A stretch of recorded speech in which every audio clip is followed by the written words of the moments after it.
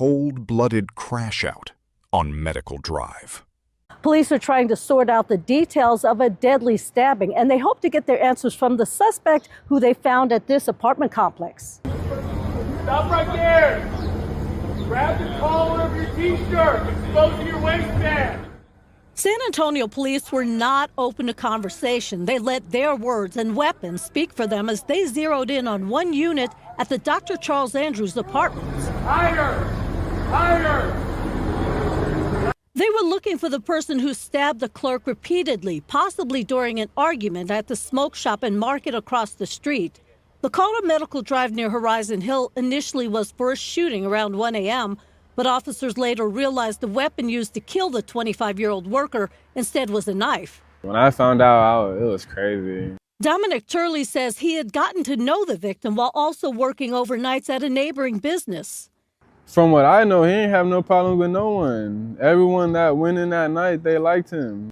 Within hours, though, there were problems back at the apartments. All the guns drawn, the dog barking, and Mark Pollard woke up to it all, steps from his door, then grabbed his cell phone. I started recording to see what was going on, and I couldn't even come to the end of the rail, and the cops were telling me to stand back. And he shared video with us of police talking several people out of the home. They told us they arrested a 17-year-old boy, a suspect in the murder. Even though the murder happened in the middle of the night, it seems darkness was no cover for the suspect. Someone saw him running this way and told police exactly where to find him.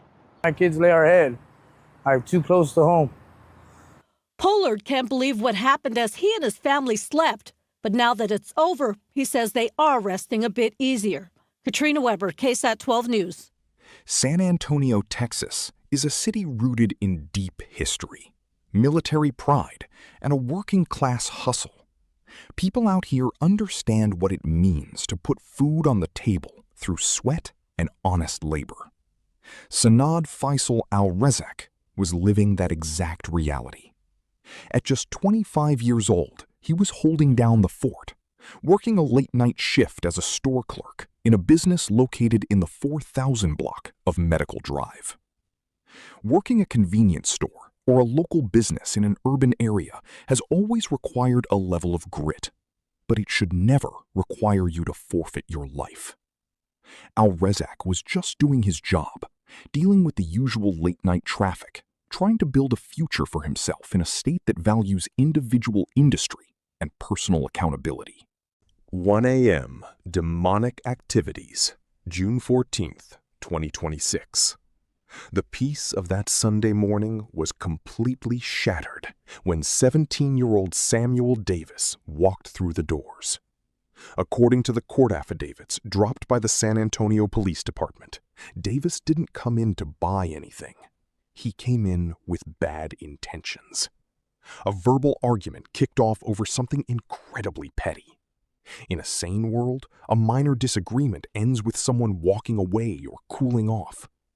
But we don't live in a sane world anymore. Davis pulled out a knife and began brutally stabbing Al Reseq multiple times in the chest.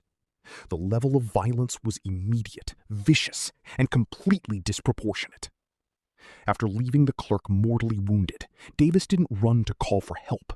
He fled across the street to an apartment complex to hide out. SAPD didn't play around. They flooded the area, surrounded the building, and forced Davis out into the street in handcuffs.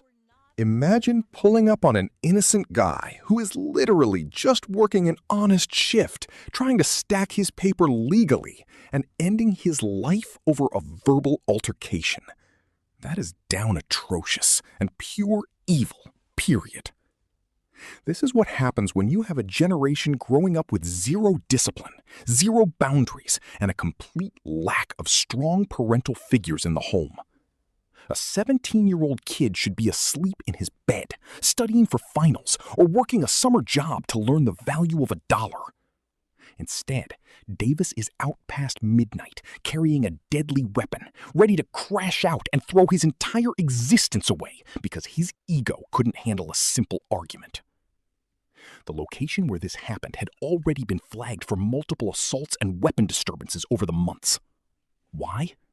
because our modern systems would rather coddle juvenile delinquents and blame the environment instead of demanding absolute personal accountability. Sanad Faisal Al Reseq's family is now serving a lifetime sentence of grief because a lawless kid decided to play tough. Davis is sitting in the Baker County Jail, facing first-degree murder. Subscribe to this YouTube channel to stay tuned on today's Red Stories. Until next time.